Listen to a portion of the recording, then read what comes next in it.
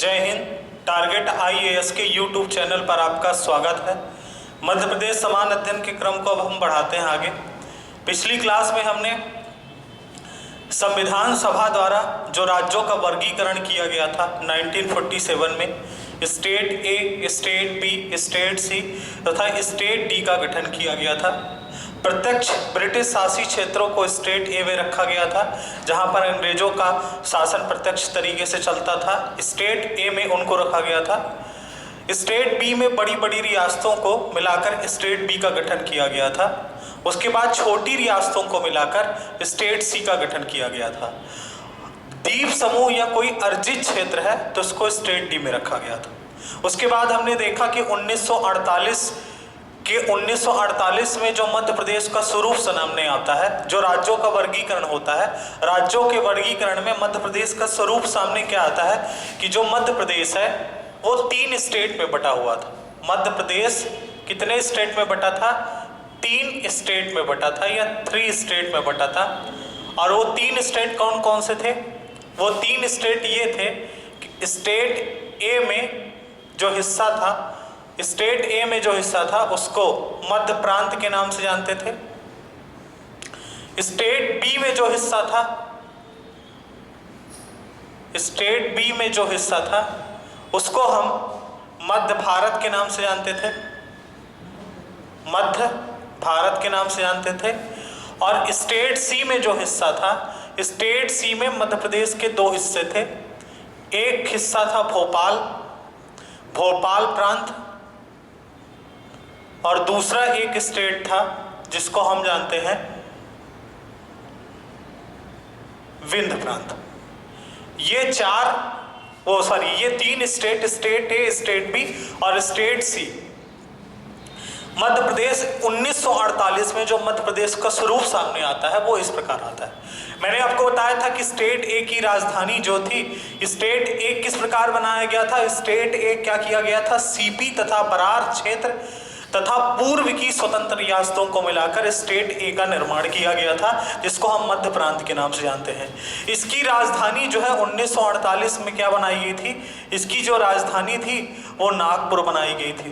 ठीक है, राजधानी क्या बनाई गई थी? नागपुर बनाई गई थी। मध्य भारत की जो राजधानी थी, मध्य भारत की 2 राजधानी बनाई गई थी। एक राजधानी आपकी ग्वालियर बनाई गई थी, ग्वालियर इसकी शीतकालीन राजधानी बनाई गई थी। और एक राजधानी इंदौर बनाई गई थी जो ग्रीष्मकालीन राजधानी थी। भोपाल प्रांत की राजधानी क्या बनाई गई थी? भोपाल प्रांत एक अलग प्रांत था, तो भोपाल की राजधानी क्या थी? भोपाल ही थी। उसके बाद जो विंध्य प्रांत था, विंध्य प्रांत की राजधानी क्या थी? विंध्य प्रांत की राजधानी जो थी आपकी रीवा थी। विंध्य प्रांत की राजधानी जो थी रीवा थी। अब देखिए, मध्य प्रांत का जो गठन किया गया था ये अप्रैल 1948 में किया गया था। अप्रैल 1948 में किया गया था। उसके बाद मध्य भारत का जो गठन है वो 28 मई 1948 को किया गया था। विंध्य प्रांत का गठन जो है 4 अप्रैल 1948 को किया गया था। 4 अप्रैल 1948 को किया गया था। और भोपाल प्रांत सबसे अंत में भारत संघ में विलय हुआ इसका, इसलिए इसका जो विलय माना जाता है वो 1 जून 1949 को माना जाता है। उस समय पर state A, state B, state सी जो बने थे, स्टेट ए जो मध्य प्रांत था ये सीपी तथा बरार क्षेत्र में जो 17 रियासतें थी और पूर्व की जो स्वतंत्र रियासतें थी उनको मिलाकर स्टेट ए का गठन किया गया था, जिसे हम मध्य प्रांत जानते थे। मध्य भारत का गठन कैसे किया गया था? पश्चिम की जो 26 स्वतंत्र रियासतें थी उनको मिलाकर मध्य प्रांत का गठन किया गया था, है ना। 26 रियासतें जो थी वो मध्य प्रांत का गठन किया गया था। विंध्य प्रांत का गठन कैसे किया गया था? उत्तर की जो 38 रियासतें थी उनको मिलाकर विंध्य प्रांत का गठन किया गया था। और भोपाल एक स्वतंत्र रियासत अलग थी, इसलिए भोपाल को एक अलग प्रांत में रखा गया था। इसमें ध्यान रखना 17 जो है वो आपकी सीपी बरार की रियासतें थी। सीपी सेंट्रल प्रोविंस और बरार क्षेत्र में जो 17 रियासतें थी वो, और साथ में क्या किया गया था? पूर्व की जो स्वतंत्र रियासतें थी उनको मिलाकर मध्य प्रांत का गठन किया गया था। उसके बाद क्या किया गया? आपने देखा कि यहाँ की जो शासन व्यवस्था थी वो कैसी थी? शासन व्यवस्था में यहाँ गवर्नर की नियुक्ति की गई और गवर्नर कौन रखे गए? ई राघवेंद्र राय को रखा गया। ई राघवेंद्र राय को यहाँ का गवर्नर बनाया गया था। और यहाँ का मुख्यमंत्री किसे बनाया गया? मुख्यमंत्री जो है आपके पंडित रविशंकर शुक्ल को बना दिया गया। और पंडित रविशंकर शुक्ल को मुख्यमंत्री बनाया गया। और मुख्यमंत्री की सहायता के लिए मंत्रिपरिषद तो थी ही यहाँ पर। उसके बाद जो आपका स्टेट भी था जिसका नाम मध्य भारत था, राजधानी ग्वालियर और इंदौर थी। यहाँ पर क्या किया गया? यहाँ पर राज प्रमुख की नियुक्ति की गई। और राज प्रमुख किसको बना दिया गया था? राज प्रमुख जो है आपका जीवाजीराव सिंधिया को बना दिया गया था। जीवाजीराव सिंधिया को यहाँ का राज प्रमुख बना दिया गया था। और मुख्यमंत्री किसे बना दिया गया था? जो मुख्यमंत्री है वो किसको बनाया गया था? लीलाधर सेठ को। लीलाधर सेठ को यहाँ का मुख्यमंत्री बना दिया गया था। भोपाल की स्थिति अगर देखा जाए तो भोपाल में जो मुख्य आयुक्त था, मुख्य आयुक्त किसे नियुक्त किया गया था? तो आप यहाँ पर बताएंगे कि यहाँ पर आयुक्त जो है वो नवाब साहब को बनाया गया था। नवाब साहब कौन थे? हमीदुल्ला खान थे। हमीदुल्ला खान जो है इन्होंने भारत पर विलय पत्र में हस्ताक्षर किए थे, हमीदुल्ला खान। उसके बाद यहाँ के मुख्यमंत्री किसे बनाया गया था? तो मुख्यमंत्री यहाँ पर शंकर दयाल शर्मा को बनाया गया था। शंकर दयाल शर्मा को बनाया गया था। शंकर दयाल शर्मा को बनाया गया था। अब विंध्य प्रांत की बात किया जाए तो विंध्य प्रांत में क्या था कि दो क्षेत्र थे। एक बघेलखंड क्षेत्र था, बघेलखंड, और दूसरा जो था आपका बुंदेलखंड था। विंध्य प्रांत का जब गठन किया गया तो विंध्य प्रांत में क्या किया गया कि जो मुख्य आयुक्त थे वो बना दिया गया। मुख्य आयुक्त जो थे वो मार्तंड सिंह को बना दिया गया। रीवा के राजा थे उस समय पर मार्तंड सिंह, तो मार्तंड सिंह को मुख्य आयुक्त बना दिया जाता है। और अगर सीएम की बात की जाए तो अवधेश प्रताप सिंह को मुख्यमंत्री बना दिया जाता है। अवधेश प्रताप सिंह को। इस बात को लेकर सतना के जो राजा थे यादवेंद्र सिंह, वो नाराज हो जाते हैं तो उनको उपायुक्त बनाया जाता है। उपायुक्त बनाया जाता है यादवेंद्र सिंह को उपायुक्त। और इनके लिए, इस क्षेत्र के लिए एक अलग मुख्यमंत्री बनाया जाता है, वो थे आपके कामता प्रसाद। कामता प्रसाद को मुख्यमंत्री बना दिया जाता है। तो ये स्वरूप मध्य प्रदेश का 1948 में आता है। जब राज्यों का वर्गीकरण किया जाता है तो राज्यों के वर्गीकरण के बाद मध्य प्रदेश का ये स्वरूप सामने आता है। अब यही स्वरूप मध्य प्रदेश का 1952 तक रहता है, क्योंकि 1952 में चुनाव होते हैं। पहली बार भारत में लोकसभा और विधानसभा के चुनाव होते हैं। तो ये जो आपकी स्थिति बनती है वो 1952 तक की बनती है। 1952 में स्थिति थोड़ा सा बदल जाती है। अब देखिए, इस प्रकार के जब मध्य प्रदेश के राज्यों का वर्गीकरण का स्वरूप सामने आया तो राज्यों का ये जो वर्गीकरण था इससे लोग जो है संतुष्ट नहीं थे। राज्यों के इस वर्गीकरण से लोग संतुष्ट नहीं थे। संतुष्ट इसलिए नहीं थे क्योंकि उनका मानना यह था कि यह स्वरूप ठीक उसी प्रकार है जैसा अंग्रेजों के समय में था। अंग्रेजों के समय में जो शासन व्यवस्था जो है वो अंग्रेज चलाते थे, प्रत्यक्ष ब्रिटिश शासित क्षेत्रों में खुद शासन करते थे और देसी रियासतों में राजा शासन करते थे। तो उन्हीं राजाओं को क्या किया गया कि जब ये मध्य प्रांत, मध्य भारत तथा विंध्य प्रांत तथा भोपाल प्रांत बनाया गया तो उन्हीं राजाओं को क्या कर दिया गया, किसी को राज प्रमुख बना दिया गया, किसी को आयुक्त बना दिया गया, किसी को मुख्यमंत्री बना दिया गया। तो उनका ये कहना था कि देश आजाद हुआ लेकिन हमें मिला क्या? हमें कुछ भी नहीं मिला। जो लोग पहले राजा थे वही लोग अब भी सरकार चला रहे हैं और वही लोग अंग्रेजों के समय में भी सरकार चलाते थे। तो राज्यों के वर्गीकरण से, इस वर्गीकरण से लोग संतुष्ट नहीं थे। और उस समय पर क्या हुआ कि लोगों ने क्या किया कि राज्यों के वर्गीकरण की मांग भाषा के आधार पर करना शुरू कर दी। 1948 में हालांकि भाषा के आधार पर राज्यों के वर्गीकरण की मांग उठने लगी कि हमारी भाषा तथा संस्कृति के आधार पर हमें हमारे राज्यों का वर्गीकरण किया जाए। और धीरे धीरे ये आवाज जो है दक्षिण भारत में सबसे ज्यादा जो है उठ रही थी कि भाषा तथा संस्कृति के आधार पर राज्यों का गठन किया जाए। तो हम अब यहाँ पर चर्चा करेंगे कि भाषा के आधार पर राज्यों के वर्गीकरण की मांग उठने लगी, तो फिर क्या किया गया, कौन कौन सी समितियां बनाई गई, कौन कौन से आयोग बनाए गए, उसके बाद भाषा के आधार पर राज्यों का वर्गीकरण कैसे किया गया। तो आप हेडिंग डालिएगा, भाषा के आधार पर राज्यों के गठन की मांग। भाषा के आधार पर राज्यों के गठन की मांग। भाषा के आधार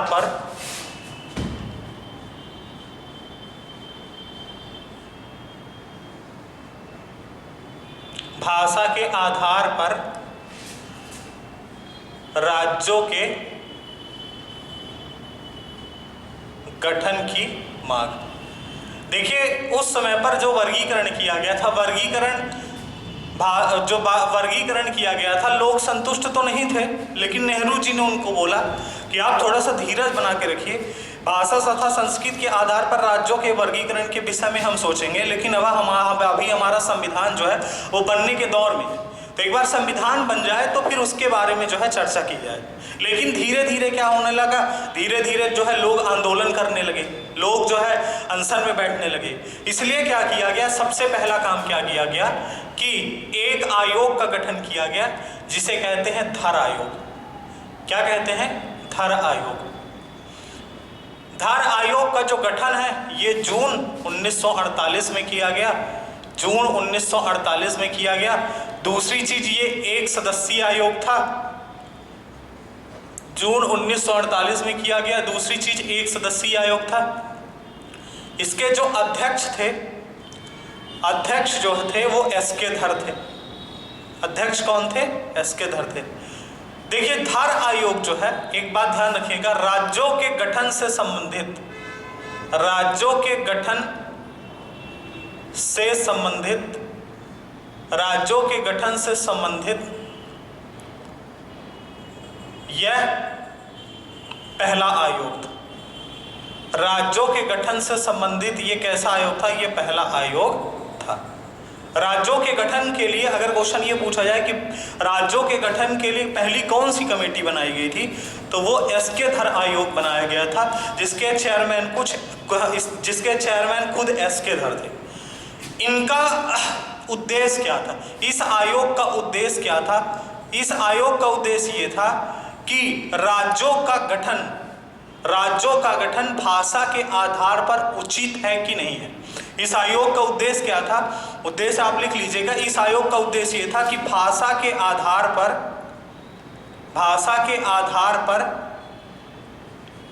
राज्यों का गठन उचित है कि नहीं, उचित है कि नहीं। भाषा के आधार पर राज्यों का गठन उचित है कि नहीं, इसके लिए धर आयोग का गठन किया गया। अब देखिए धर आयोग ने क्या किया कि दिसंबर 1948 में धर आयोग ने अपनी रिपोर्ट पेश की।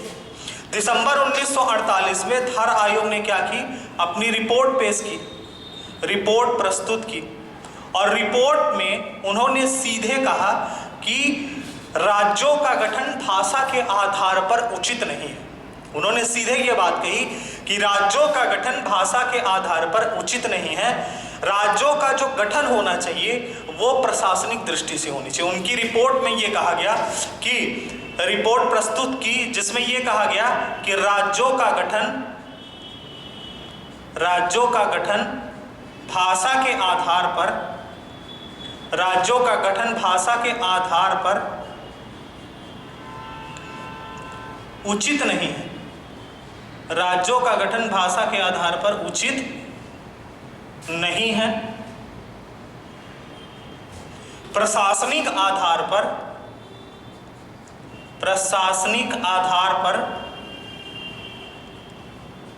राज्यों का गठन किया जाए। प्रशासनिक आधार पर राज्यों का गठन किया जाए, ये इनकी रिपोर्ट में कहा गया। जैसे ही इनकी रिपोर्ट दिसंबर में प्रकाशित होती है और इन्होंने ये कह दिया कि भाषा के आधार पर राज्यों का गठन उचित नहीं है, प्रशासनिक आधार पर गठन किया जाए, तो पूरे देश के अंदर विद्रोह होने लगा, आंदोलन होने लगे और लोगों में क्या हुआ, असंतोष व्याप्त हो गया। अब इससे क्या है, नेहरू जी परेशान हो जाते हैं कि रिपोर्ट बनाई गई, रिपोर्ट ने जैसे ही अपनी रिपोर्ट प्रस्तुत की तो लोग जो है परेशान हो गए कि भाषा के आधार पर राज्यों का गठन जो है होना चाहिए, लेकिन रिपोर्ट में कहा गया कि भाषा के आधार पर राज्यों का गठन उचित नहीं है। और रिपोर्ट में बिल्कुल सही बात कही गई थी कि भाषा के आधार पर राज्यों का गठन उचित नहीं है, क्योंकि संविधान में खुद हमारे 22 प्रकार की भाषाएं मेंशन है। आप एक स्टेट के अंदर देखिए 10-20 प्रकार की आपको भाषाएं मिल जाएंगी। जैसे आप देख लीजिए बघेली हो गया, बुंदेली हो गया, निवाड़ी हो गया, मालवी हो गया, एक ही स्टेट के अंदर 4-5 प्रकार की भाषाएं बोली जा रही हैं। तो क्या होगा कि एक स्टेट 4-5 स्टेट में बढ़ जाएगा अगर भाषा और संस्कृति के आधार पर राज्यों के गठन की मांग की जाए तो भाषा तथा संस्कृति के आधार पर राज्यों के गठन की मांग उचित नहीं थी, ये बिल्कुल सही बात था। राज्यों का गठन प्रशासनिक आधार पर ही होना चाहिए, यह इस रिपोर्ट में कहा गया। लेकिन लोग इस बात को समझ नहीं रहे थे, वो तो केवल अड़े थे कि हमें अपनी भाषा और संस्कृति के आधार पर ही राज्यों का गठन चाहिए, और खासकर दक्षिण भारत के लोग। इसलिए क्या किया गया, पंडित नेहरू को खुद सामने आना पड़ा और एक दूसरा आयोग बनाया गया। पंडित नेहरू, वल्लभ भाई पटेल और पट्टाभी सीतारामैया को लेकर कांग्रेस ने एक दूसरा आयोग बनाया जिसका नाम था, दूसरे आयोग का वो नाम था आपका JPV समिति। JPV समिति,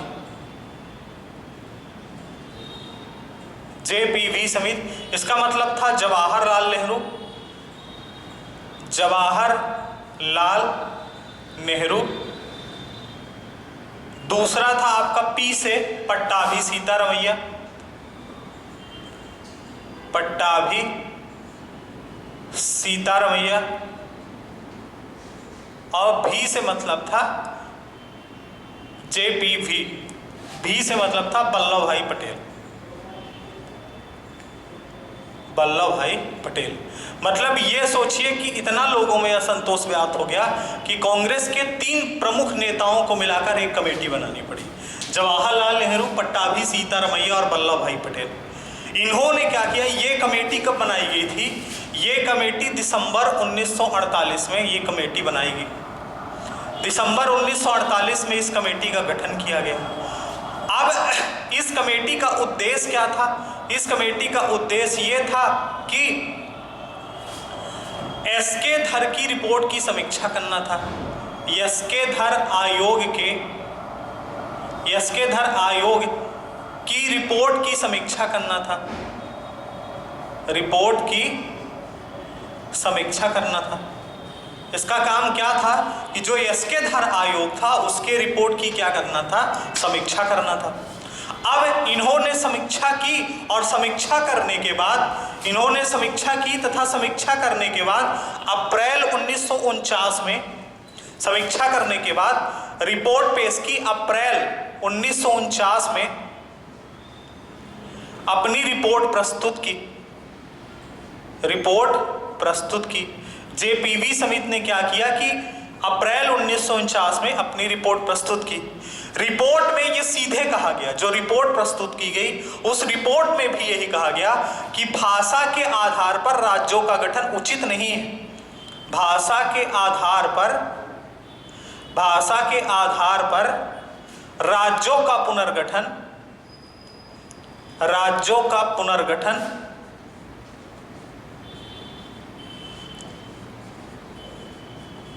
उचित नहीं है। भाषा के आधार पर राज्यों का पुनर्गठन उचित नहीं है। दूसरी चीज उन्होंने ये कहा कि राज्यों का गठन प्रशासनिक सुविधा के आधार पर होना चाहिए। राज्यों का गठन प्रशासनिक सुविधा के आधार पर होना चाहिए, प्रशासनिक सुविधा के अनुसार होना चाहिए।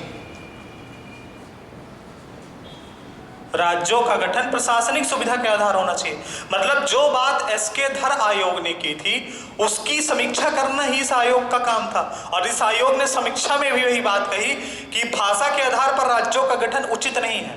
प्रशासनिक आधार पर राज्यों का गठन उचित है।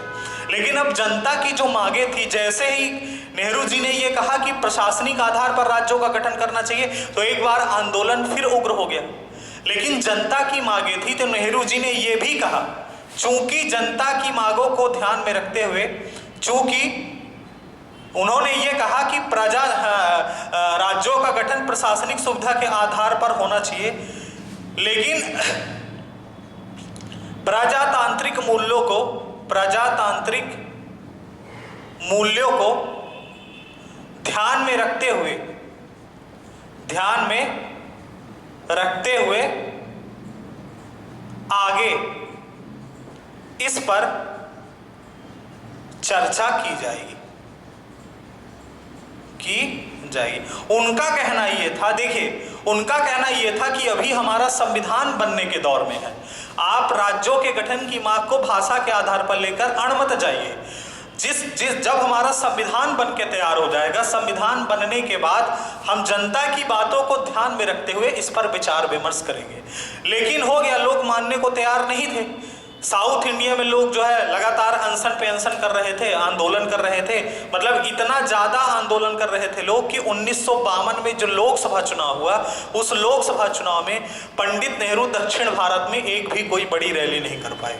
मतलब जो व्यक्ति देश का प्रधानमंत्री हो और इतने कठिन संघर्ष के बाद, आज़ादी मिलने के बाद देश को आज़ाद कराया हो और प्रधानमंत्री बना हो, वो प्रधानमंत्री केवल एक छोटी सी चीज के लिए कि भाषा के आधार पर राज्यों के गठन के लिए इतना ज्यादा विरोध हो गया कि वो दक्षिण भारत में एक भी बड़ी रैली नहीं कर पा रहे। तो इतना बड़ा ये व्यापक रूप आंदोलन जो है लेता गया। उसके बाद क्या हुआ कि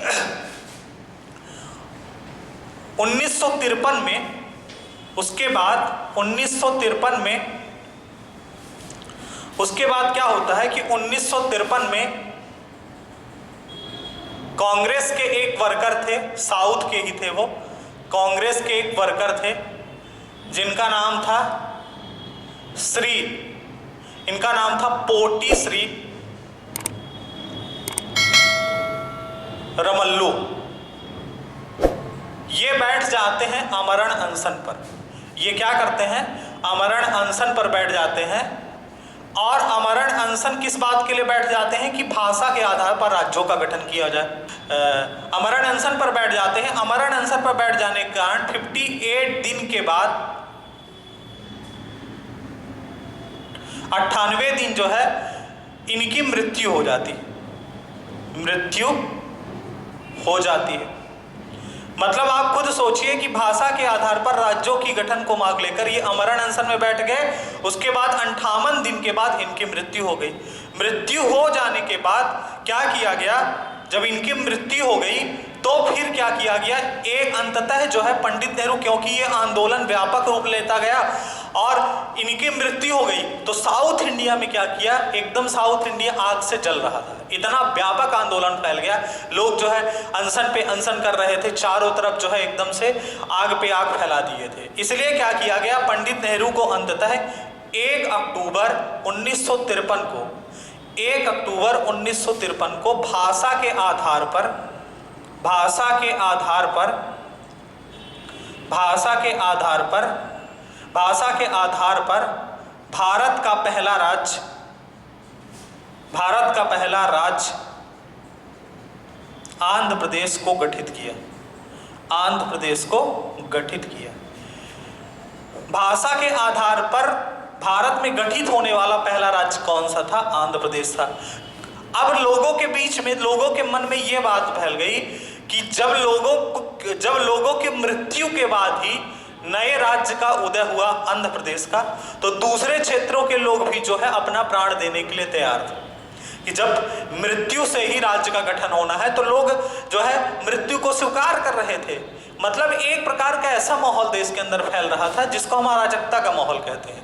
अराजकता का माहौल पूरे देश के अंदर फैल रहा था। इसलिए क्या किया गया कि पंडित नेहरू ने जब 1 अक्टूबर 1953 को भाषा के आधार पर राज्य का पहले राज्य का गठन कर दिया, जिसका नाम था आंध्र प्रदेश। इसके बाद उन्होंने क्या किया? इसके बाद उन्होंने एक आयोग का गठन किया, जो तीसरा आयोग था, जिसको हम कहते हैं फजल अली आयोग। फजल अली आयोग, या इसी का एक नाम और है राज्य पुनर्गठन आयोग। राज्य पुनर्गठन आयोग, फजल अली आयोग या राज्य पुनर्गठन आयोग। ये तीसरा आयोग था जो राज्यों के पुनर्गठन से संबंधित था। राज्यों के पुनर्गठन से 3 आयोग थे। पहला था एसके धर आयोग, दूसरा था जेपेवी समिति, और ये जो तीसरा आयोग था इसका जो नाम है वो है आपका फजल अली आयोग। इस आयोग का जो गठन किया गया, गठन जो है 9 दिसंबर, इसका गठन जो है 9 दिसंबर 1953 को किया गया। ठीक है, इसके जो अध्यक्ष थे वो कौन थे? इसके अध्यक्ष जो थे वो डॉक्टर फजल अली थे, डॉक्टर फजल अली थे। उसके बाद इसमें 2 सदस्य अन्य थे। अन्य सदस्य कौन से थे? अन्य सदस्य थे इसमें हृदयनाथ कुंजरू, हृदयनाथ कुंजरू, और दूसरा के.एम. पडिक्कर, के.एम. पडिक्कर। फजल अली आयोग या राज्य पुनर्गठन आयोग का गठन दिसंबर 1953 में किया गया। इसके अध्यक्ष डॉक्टर फजल अली थे और इसके अन्य 2 सदस्यों में हृदयनाथ कुंजरू जो थे और के.एम. पडिक्कर थे। इस आयोग ने क्या किया कि इस आयोग ने पूरे भारत का अध्ययन किया, पूरे भारत का अध्ययन किया, तथा कुछ जगह ये देखने भी गए कि भाई भाषा और संस्कृति के आधार पर राज्यों का गठन करना है तो क्या वहां पर भाषा और संस्कृति में क्या समानताएं हैं, उसको ये इन्होंने क्या किया कि पूरे भारत का गहन तरीके से अध्ययन किया। और गहन तरीके से अध्ययन करने के बाद इन्होंने क्या किया कि 30 सितंबर 1955 को अपनी रिपोर्ट प्रस्तुत की। 30 सितंबर 1955 को क्या किए रिपोर्ट प्रस्तुत किए। इन्होंने रिपोर्ट में ये बात सीधे स्पष्ट तौर पर कही कि भाषा तथा संस्कृति के आधार पर राज्यों का गठन करना उचित नहीं है। भाषा तथा संस्कृति के आधार पर राज्यों का गठन करना उचित नहीं है। राज्यों का गठन प्रशासनिक सुविधा के आधार पर ही होना चाहिए, लेकिन जनता की मांगों को ध्यान में रखते हुए उनकी भाषा तथा संस्कृति को महत्व देते हुए, जनता की मांगों को ध्यान में रखते हुए, उनकी भाषा तथा संस्कृति को ध्यान में रखते हुए भाषा के आधार पर राज्यों का पुनर्गठन किया जाए। जो राज्य पुनर्गठन आयोग था या फजल अली आयोग था, उसने अपनी रिपोर्ट में ये कहा था कि भाषा के आधार पर राज्यों का गठन करना उचित नहीं है, प्रशासनिक सुविधा के आधार पर ही राज्यों का गठन होना चाहिए। लेकिन जनता की मांगों को ध्यान में रखते हुए, प्रजातांत्रिक मूल्यों को ध्यान में रखते हुए, उनकी कला एवं संस्कृति को महत्व देते हुए राज्यों का गठन जो है भाषा एवं संस्कृति के आधार पर किया जाए। अब इन्होंने इस रिपोर्ट में यह कहा था कि 14 राज्यों तथा 14 राज्यों तथा 3 केंद्र शासित प्रदेशों का गठन किया जाए। फजल अली आयोग ने अपनी रिपोर्ट में अनुशंसा की थी कि 14 राज्यों तथा 3 केंद्र शासित प्रदेशों का गठन किया जाए। अब इन 14 राज्यों तथा 3 केंद्र शासित प्रदेशों में एक हमारा राज्य मध्य प्रदेश भी था। एक राज्य क्या था? मध्य प्रदेश था। और मध्य प्रदेश को हिंदी भाषी राज्य के रूप में उन्होंने अनुशंसा की थी कि यह एक हिंदी भाषी राज्य के रूप में क्या की गई थी? अनुशंसा की गई थी। हिंदी भाषी राज्य के रूप में अनुशंसा की गई थी मध्य प्रदेश की। समझ रहे हैं? 14 राज्यों तथा 3 केंद्र शासित प्रदेशों में एक राज्य जो था मध्य प्रदेश था, जिसकी अनुशंसा किस भाषी राज्य के रूप में की गई थी? हिंदी भाषी राज्य के रूप में की गई थी। उसके बाद क्या हुआ कि ये रिपोर्ट फजल अली की आ गई। अब इस रिपोर्ट के बाद क्या करना था कि हमें संविधान में संशोधन करना था, तब हम इसको प्रावधान बना सकते थे।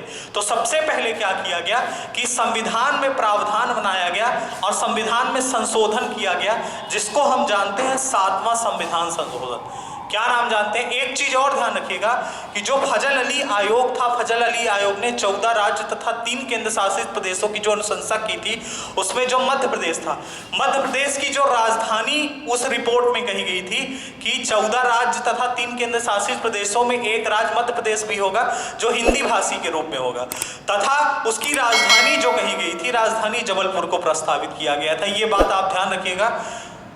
फजल अली आयोग द्वारा मध्य प्रदेश की जो राजधानी थी वो क्या प्रस्तुत की गई थी, मतलब क्या अनुशंसा की गई थी, राजधानी जबलपुर अनुशंसा की गई थी। उसके बाद क्या किया जाता है कि फजल अली आयोग की रिपोर्ट के बाद जो होता है संविधान में प्रावधान किया जाता है 7वां संविधान संशोधन 1956। 1956 में संविधान संशोधन किया जाता है, 7वां संविधान संशोधन 1956। उसमें क्या किया जाता है, उसमें यह कहा जाता है 7वें संविधान संशोधन 1956 में कि राज्यों के वर्गीकरण को समाप्त किया जाए, राज्यों के वर्गीकरण को क्या किया जाए, राज्यों के वर्गीकरण को समाप्त किया जाए, राज्यों के वर्गीकरण को समाप्त किया जाए तथा भाषा एवं संस्कृति के राज्यों के वर्गीकरण को समाप्त किया जाए तथा भाषा एवं संस्कृति के आधार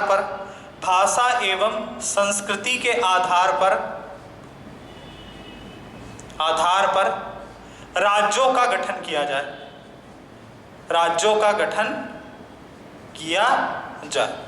भाषा एवं संस्कृति के आधार पर राज्यों का गठन किया जाए। और इस संशोधन, देखिए फजल अली आयोग ने अनुशंसा की थी 14 राज्य तथा 3 केंद्र शासित प्रदेशों की, लेकिन यहां पर 14 राज्य तथा 6 केंद्र शासित प्रदेश यहां पर संविधान में संशोधन करके बनाए गए। और संविधान में संशोधन करने के बाद 14 राज्यों में एक राज्य मध्य प्रदेश भी था, ठीक है, मध्य प्रदेश भी एक राज्य था जिसका गठन हिंदी भाषी राज्य के रूप में हुआ, हिंदी भाषी राज्य के रूप में हुआ। और जो राजधानी फजल अली आयोग ने जबलपुर बनाने की अनुशंसा की थी, उसकी जगह पे जो राजधानी बनाई जाती है वो राजधानी उसके बाद भोपाल में बनाई जाती है। इसके बारे में हम चर्चा करेंगे कि भोपाल राजधानी क्यों बनाई गई। जब राजधानी राज्य पुनर्गठन आयोग ने जबलपुर बनाने की अनुशंसा कर दी तो जबलपुर के लोग इतना प्रसन्न हुए कि होली मना लिए वो। लेकिन जब 1 नवंबर 1956 को राजधानी भोपाल बना दी गई, जिस दिन मध्य प्रदेश का गठन हुआ था, तो लोगों ने मध्य प्रदेश के गठन को सेलिब्रेट नहीं किया जबलपुर के लोगों में, क्योंकि वो राजधानी जबलपुर से भोपाल बना दिए जाने के कारण क्या थे, नाराज थे। तो राज्यों की भाषा के आधार पर राज्यों के गठन की मांग को लेकर 3 आयोग बनाए गए। पहला आयोग बनाया गया एस.के. धार आयोग, दूसरा जे.पी.वी. समिति और तीसरा जो था राज्य पुनर्गठन आयोग या फजल अली आयोग। उसने अनुशंसा की, पूरे भारत का अध्ययन किया, अध्ययन करने के बाद अनुशंसा की कि 14 राज्य तथा 3 केंद्र शासित प्रदेश बनाए जाएं। संविधान में प्रावधान किया गया, 7वां संविधान संशोधन 1956 में किया गया कि राज्यों के वर्गीकरण को समाप्त किया जाए तथा भाषा तथा संस्कृति के आधार पर राज्यों का गठन किया जाए। संविधान में संशोधन के बाद 14 राज्य तथा 6 केंद्र शासित प्रदेश बनाए गए, जिसमें एक राज्य मध्य प्रदेश था। हिंदी भाषी राज्य के रूप में इसका गठन किया गया। पहले राजधानी जबलपुर बनाने की अनुशंसा की गई थी राज्य पुनर्गठन आयोग द्वारा, लेकिन 1 नवंबर 1956 को राजधानी भोपाल बना दी गई। इस प्रकार मध्य प्रदेश का गठन होता है। अब अगले वीडियो में हम मध्य प्रदेश में 1952 में जो चुनाव होते हैं, क्योंकि पूरे भारत में लोकसभा तथा विधानसभा के चुनाव होते हैं, तो नेक्स्ट वीडियो में हम 1952 के चुनाव में मध्य प्रदेश की स्थिति क्या थी, क्योंकि मध्य प्रदेश में तीनों क्षेत्र में, मध्य भारत में, मध्य प्रांत में, विंध्य प्रदेश में और भोपाल में सभी जगह चुनाव होता है, तो चुनाव का स्वरूप कैसा होता है उसके बारे में नेक्स्ट वीडियो में चर्चा करेंगे। धन्यवाद।